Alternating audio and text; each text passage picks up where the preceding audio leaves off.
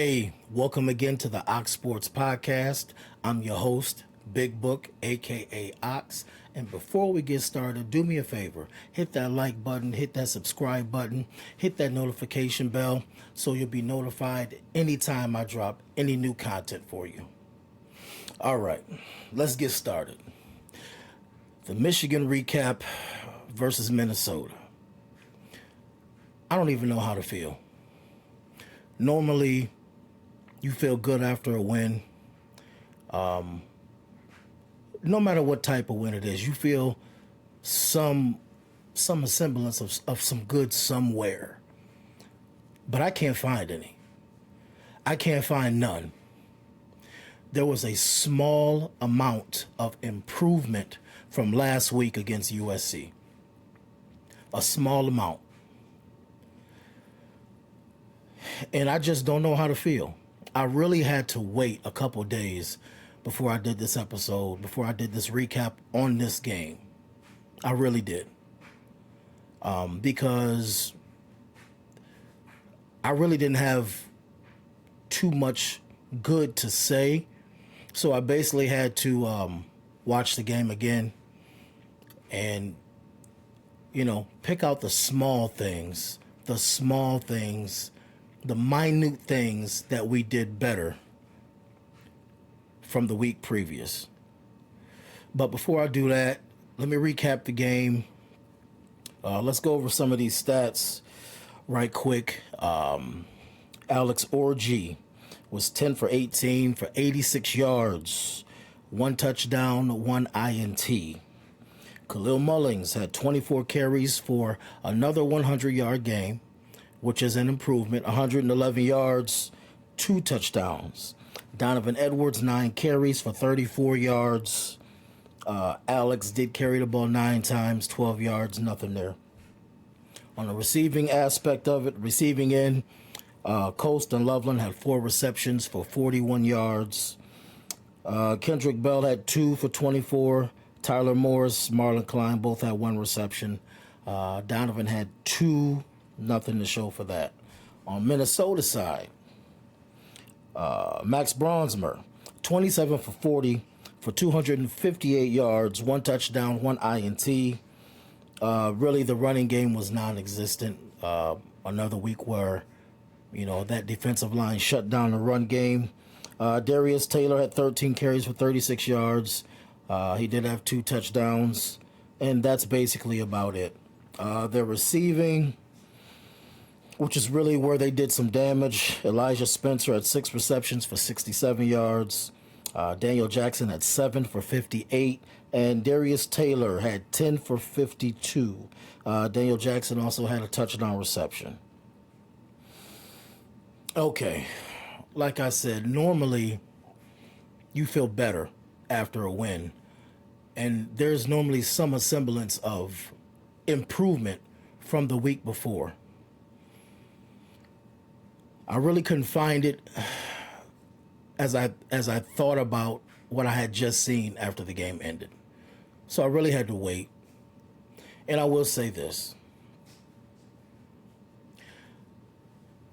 The guys are being coached at the start of the last 2 games to come out the way they're supposed to.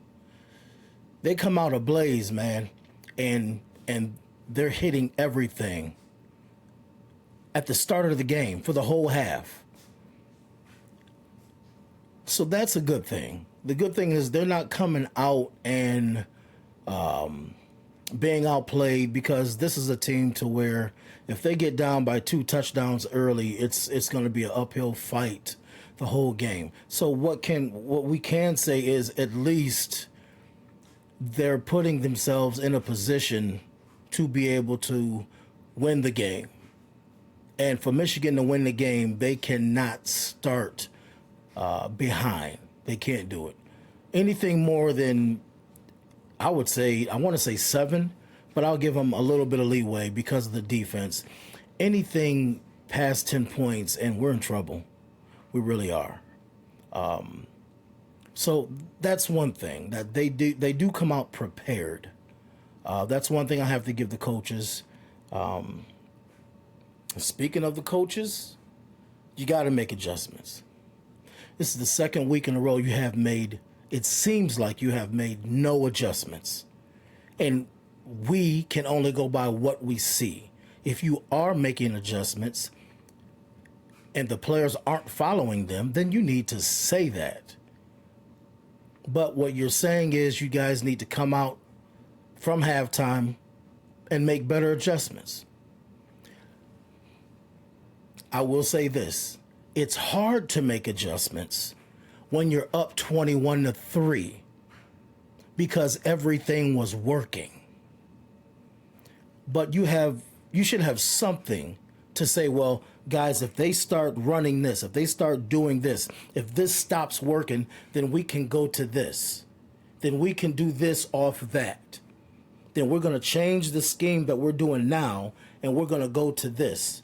We're going to make sure we have this package ready. It doesn't seem like none of that is going on. And the only adjustment that they're making is they're putting 9 in the box. They're putting 9 in the box. Kurt Campbell, my. He is not a good offensive play caller. Guys, we have good offensive talent. We have very good offensive talent. These plays are not conducive to what we have. You are supposed to put your players in a position where they can be successful. And this play calling is horrendous. You have 9 players at the line. Can somebody please tell me, when is the last time we ran a regular screenplay to the running back? Somebody. A regular screen to the running back. Let those defensive linemen come through. Let the linebackers who are blitzing come through, dump it over their heads. And what do we got? Like, some of this stuff is simple. If you hit him 2 or 3 times with that, guess what? That pressure stops. It has to stop. A middle screen. Why is everything out to the edge of the field? Why? Now, I do like the adjustment of starting Mullins and bringing Donovan in the slot, bringing him in motion. We need to see more of that. A lot more. Donovan should be starting in the slot. And that should be a constant. Him going in motion. There should be a constant motion of him coming across and Orgy and Mullins doing something back there to stop all those eyes. To look at Donovan, have some eyes going this way with Donovan, have them going this way with Orgy, over here with Mullins. You got to break that up some kind of way. You got to break it up. The play calling has to be dynamic. This is bland play calling. If you watch Alabama, why can't we have regular quarterback runs to the outside? I don't understand.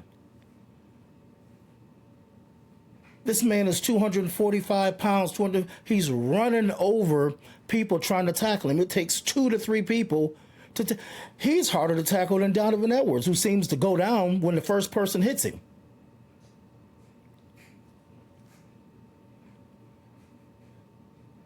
Alex Orgy is a big guy.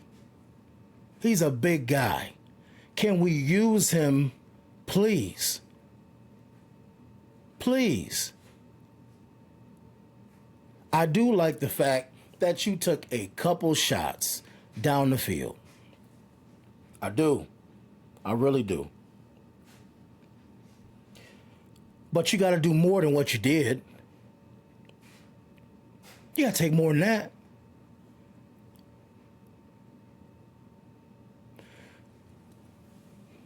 Alex Orji played better this week than he did last week, especially for it to be raining. He played better. You saw in some spots, in these crossing patterns, and these outs, he's got a gun. He's got a gun. We have to use it. You got to let this guy throw the ball. The one mistake he made, I'll say he made two. But the one mistake he made that everybody's looking at is the interception.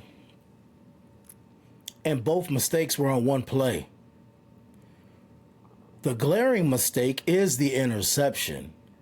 That's the glaring mistake.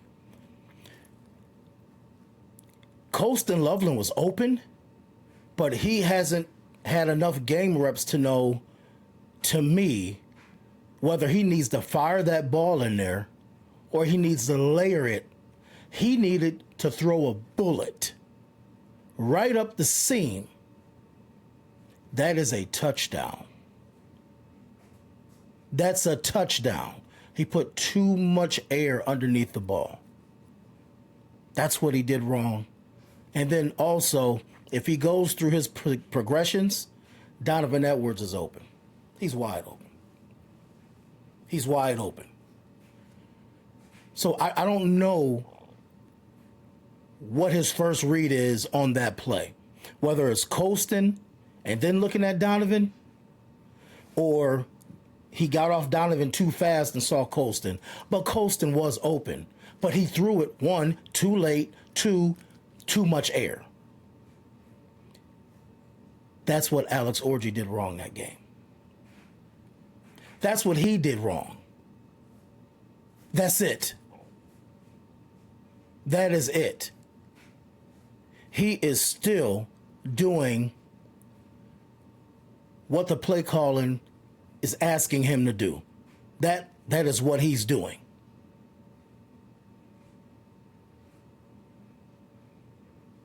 He's not putting the ball in harm's way. When people aren't open, he's not forcing anything. To me, he needs to take off more. He needs to take off more. Because if you call more passes and nobody is open, that's still room for him to scramble, run, make a play, gain yardage that way, instead of running in a box where there's 8 or 9 people.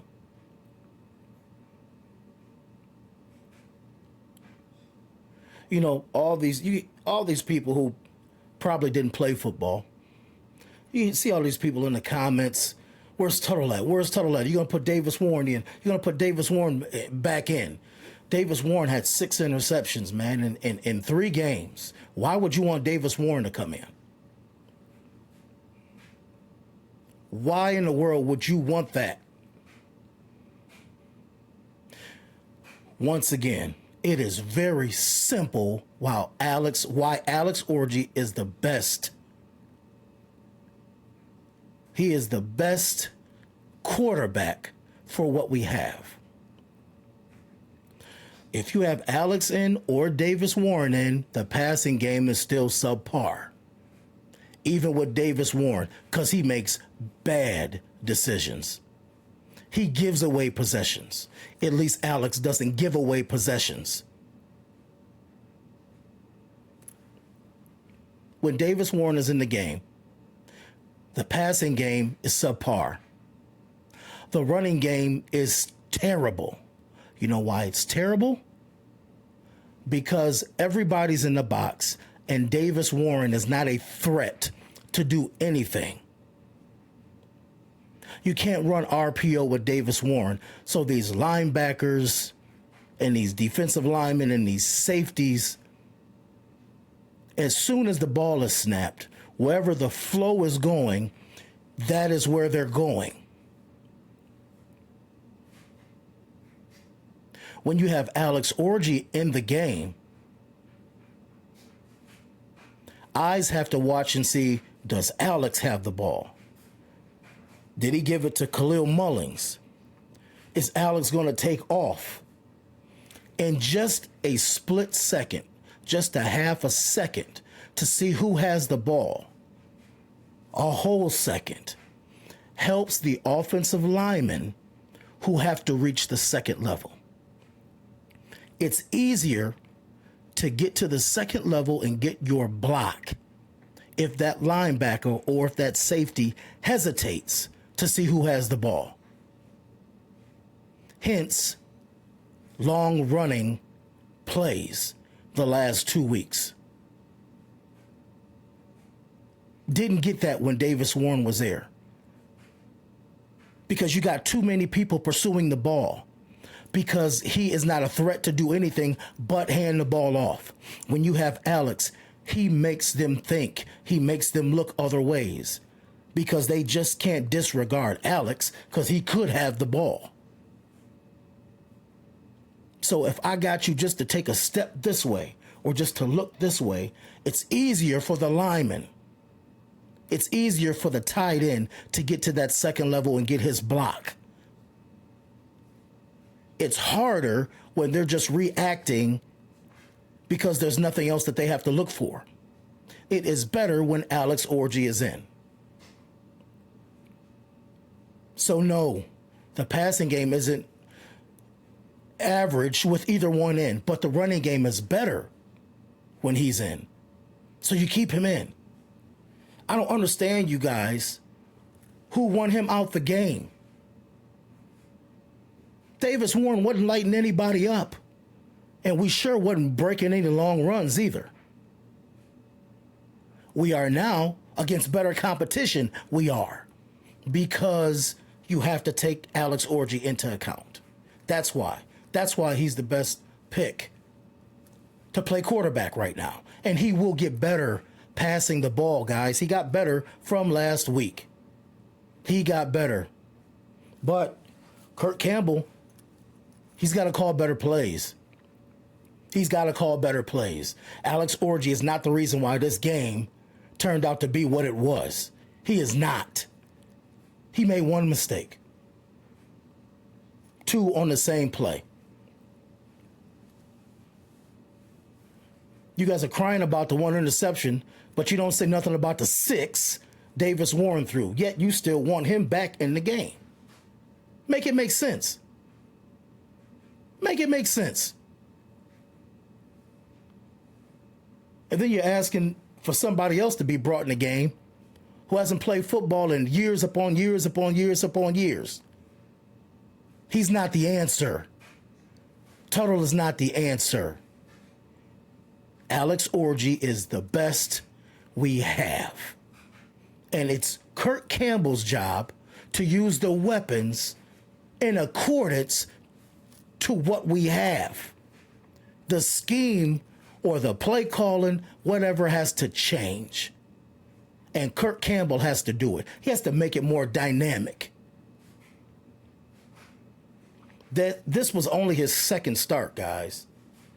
This was only Alex Orji's second start, and he got better. He will get better. He takes care of the ball, and that's what you need, number one, as a quarterback. This is not a team to where we can come back and erase deficits. And we sure can't do that if we're giving away possessions because of interceptions. You guys, you got to think about stuff before you say things like that. We can't give away possessions. We're not built like that.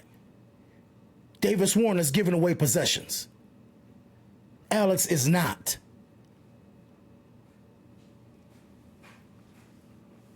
I got nothing but love for y'all Michigan fans, man. I got nothing but love for y'all. But y'all got to stop that. Y'all got to stop that.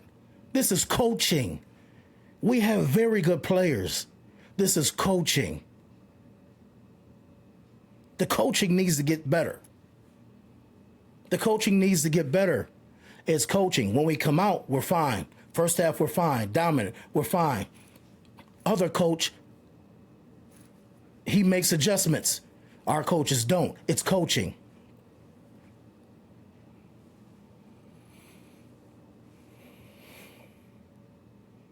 Now, there were calls, and you know what, Minnesota fans, I don't want to hear about the onside call, non-call. I don't want to hear about that. Don't want to. There were calls missed all game. And if you look at the call, there were two things that the Minnesota players did that was not called. First of all, it was illegally touched before 10 yards. And then there was illegal contact made before it was supposed to be. None of those were called. So I don't want to hear about it.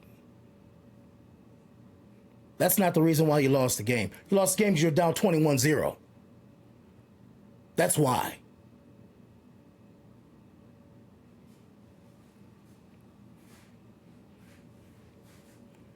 We escaped. We definitely escaped with one. But don't give me this. It's never one call. It's never one call. Okay? It's not. And who's to say, okay, you get the ball. You recover the ball. It doesn't mean you're gonna get a touchdown. Doesn't mean you're gonna get a field goal. You could have fumbled. You could threw an interception. You don't know what you would have done. Okay? So I don't want to hear that. I don't. The game was only close because of calls that you got that weren't even valid calls. Mason Graham's hands to the face was not hands to the face. It was on the shoulder pad. Without that, you don't even score a touchdown on that possession. We get the ball, go back the other way. The Hail Mary you got before the half hit the ground. So let's stop. Let's stop. Okay? Let's stop it. Let's stop it. You guys played a great second half, though. Great second half. Great second half. I got to give you that. Defense. Playing like your hair was on fire first half. Wasn't too much bad, I could say. Playing great. On and off the field. 3 and out, 3 and 8. It seems like Wink understood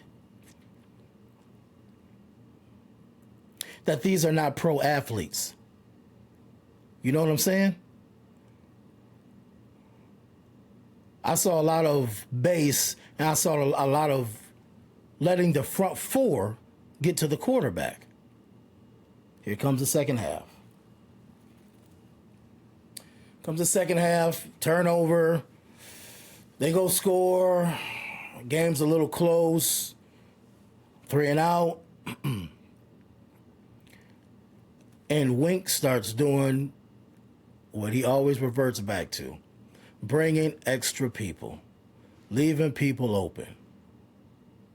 I don't understand why we can't stay in base and let our athletes just out-athlete you.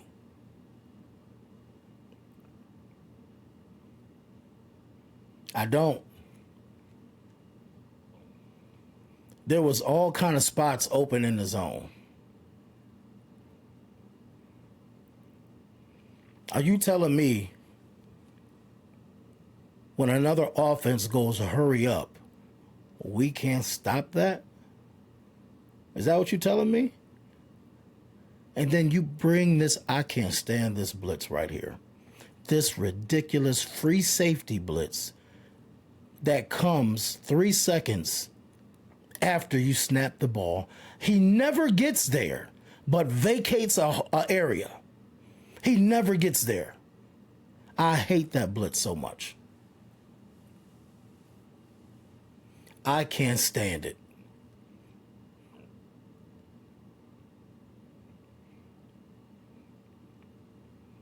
"21 points in the fourth quarter. I can't tell you the last time a Michigan team on defense was so dominating the first 3 quarters of a game and looked like a deer in headlights in the fourth quarter. They looked tired, gassed, afraid. They looked confused. All this happened after the dominating performance in the first 2.5, 3 quarters.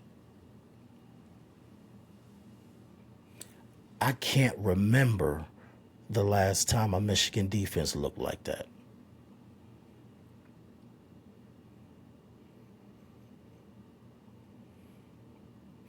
Minnesota is not a good team.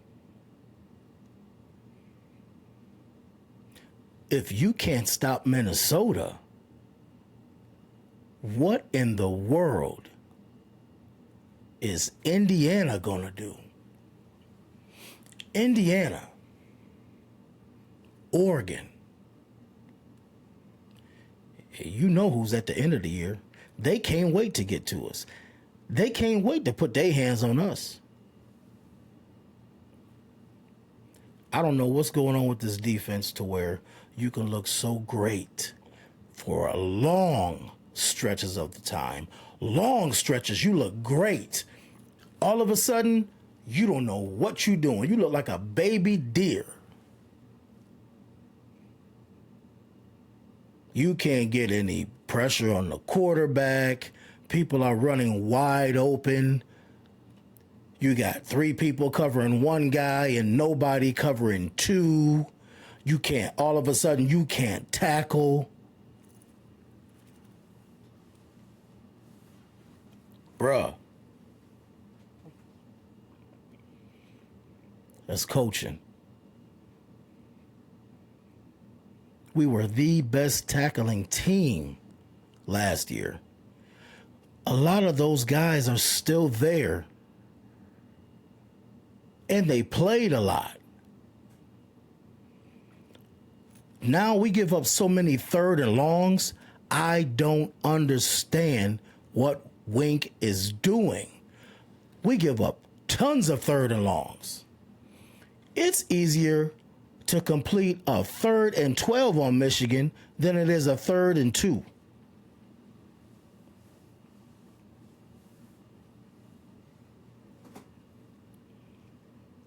Why is that? I'm sure you can fact check it, and I'm sure that's probably not true, but that's what it seems like.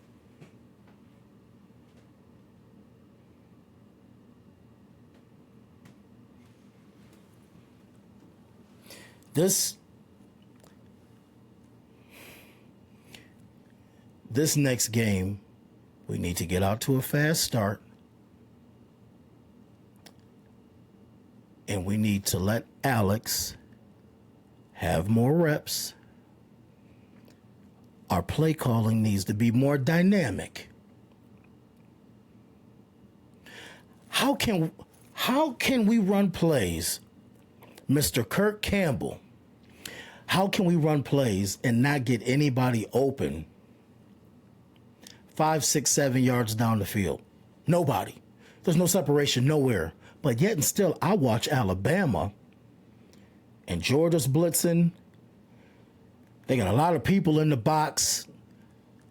And there's 2 people open almost every play. What scheme, what are they running to get their guys completely open? And our wide receivers and tight ends can't do that. It'd be a lot easier for Alex if somebody was open.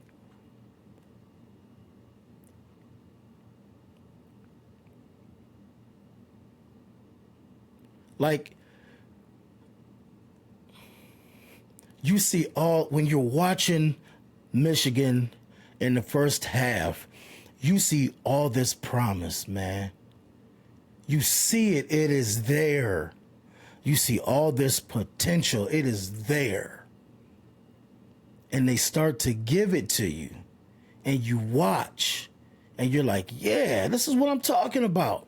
Yeah. And then they come out and give you that bull crap in the second half for the last 2 weeks. That is coaching, because the players are showing you they can do it. They're showing you that.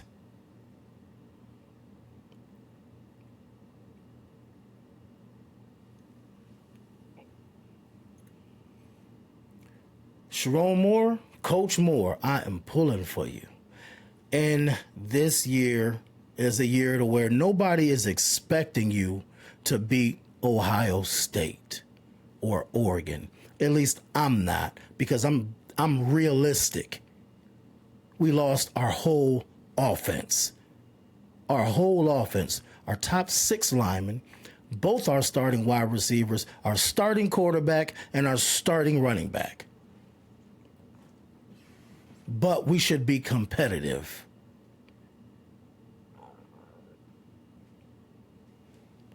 You got to get this fixed, Coach. Coach Moore, you got to get this fixed. The quarterback situation will be fixed the next couple years. But I am telling you guys, man, Alex Orji is not a bad quarterback. He's average.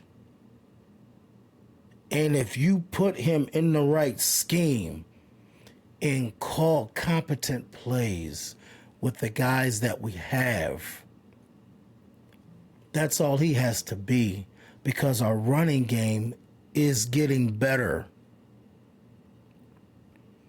We can be formidable against Oregon, and we could stack up and step up against Ohio State. We can, because we have the athletes. The coaches have got to get to work. That's what it is, man. You know, we take 3 and 4 stars and we develop them to where they're 4 and 5 stars. It's time to develop. It's time to develop.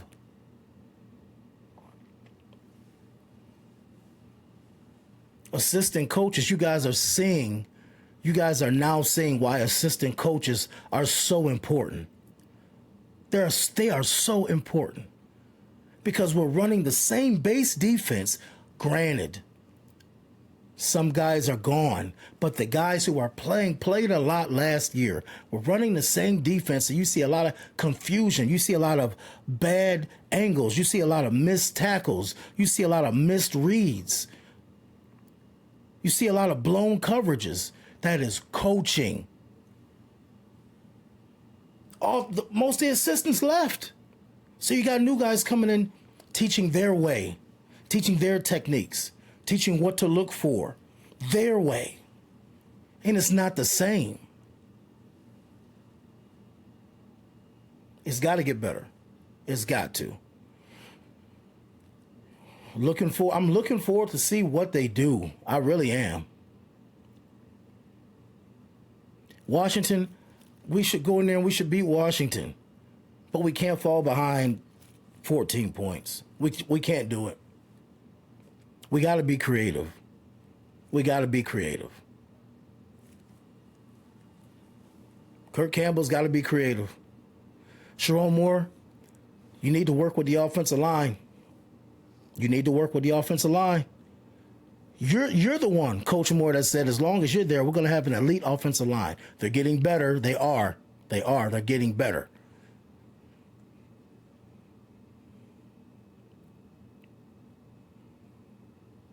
But, man, that second half was hard to watch.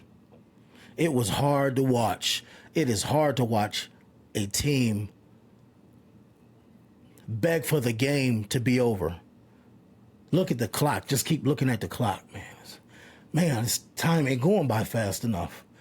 Oh my gosh, man. Come on. What's taking so long? That's exactly what Michigan looked like out there.